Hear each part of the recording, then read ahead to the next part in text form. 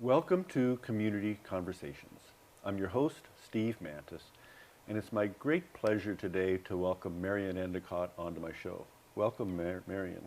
Thank you, Steve. I'm very, very happy to be here.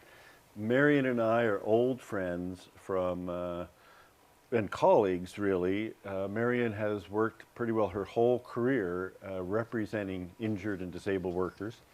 And as many of you know, I've been an advocate for injured workers, and I myself am hurt at work. So I'm 30, it's almost 37 years ago now. And we've been kind of working together for almost that long, probably 30 years or almost. And Marion has a wealth of knowledge and experience, and you all are going to benefit a little bit from some of that right now. So Marion, let's just start a little bit. Give us some background for you. How did you get involved in this stuff? Where are you at? Well, I got involved just by chance, but I got involved, practically 40 years ago, which I guess is more to the point. So I've seen, many, many pieces of legislation pass through relating to injured workers and compensation for them, injured and workers made ill by their jobs. And talked to many, many ministers of labor, et cetera, and seen a lot of changes. And my work has been through my employment at a community legal clinic in Toronto called Injured Workers Consultants Community Legal Clinic. It's funded by Legal Aid Ontario. It's an independent organization with its own board of directors. And our mandate is to do casework, to represent workers individually. And on the basis of that, of course, we have a hands-on insight into what actually happens to people after injury. And our mandate is also to get involved in law reform, to think about the issues and to press for changes, and to mobilize the community with the understanding that those who are not wealthy need to come together to have their voices heard together to make change. And additionally, to be involved in research. So those are kind of the general areas that I've worked in over the years, and all of them have been, really, really enjoyable, and a lot of them with you, Steve. Right on. And together we've done a lot of great stuff.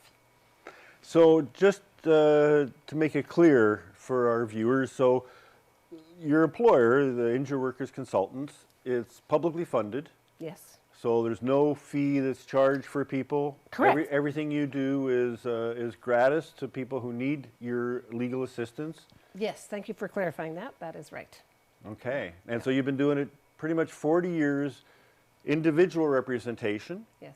As well as working with the community, being involved in the political process. And then you talked about research.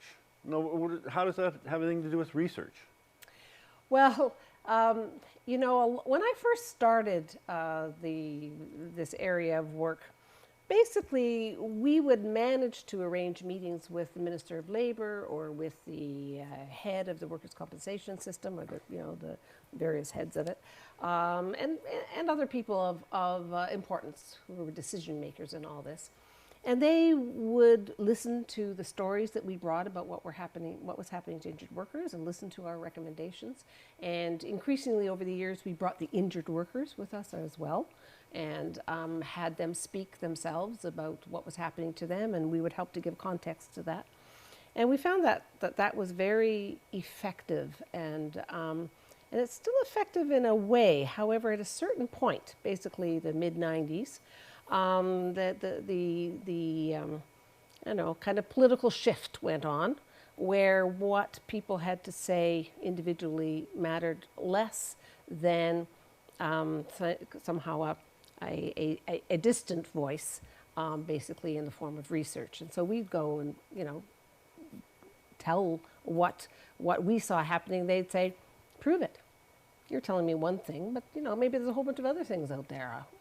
Prove it." And so we thought, "Prove it? And we thought, okay, prove it. So prove it means research. We need research. Well, we weren't academics. We weren't researchers. We did do our own little research in a way, as you did here. But really, we knew we needed the stamp of the scientific, academic background to any research. And so we went out and began to try to find that. It took us a long time, but eventually we did. And we can talk about that if you want. But that was the importance of research, was to really back up what was happening, an explanation of what was happening, to prove it. And not only to prove it, but through the researchers, there was language given to things that was language that we didn't necessarily have. So for example, there's one researcher, Joan Eakin is her name. She's proved to be just a wonderful person to talk to and listen to. And she did a piece of research early on in nothing to do with us, but that we became aware of early on in our endeavor to link with academics. And she studied what happened to employers and to workers after a worker got injured and then tried to return to work. And, you know, they're off in small businesses. And often there would be, you know, kind of the idea before an injury that this is a family. We work together and, you know, that kind of thing. And then somehow after the injury, there was difficulty. The employer didn't want to have the injured worker back because they couldn't really be productive, and the injured worker, or the employer would be trying to get the injured worker back too fast because they were getting pressure from the board to do so. Like, there were all sorts of complications, and the compensation system itself was not helping. It was, in fact, delivering, in a way, incentives that kept the injured worker and the employer apart or at loggerheads with each other. And if I recall, this was the time when early and safe return to work became the mantra at the Workers' Compensation Board in Ontario. That is right. That is right. Yes, yes. And so there was a huge amount of pressure on injured workers and employers for injured workers not to be on benefits for very long at all, and a kind of a theory that healing happens at work, and, you know, just get back to work and it'll all be fine. So anyway, that was not working well.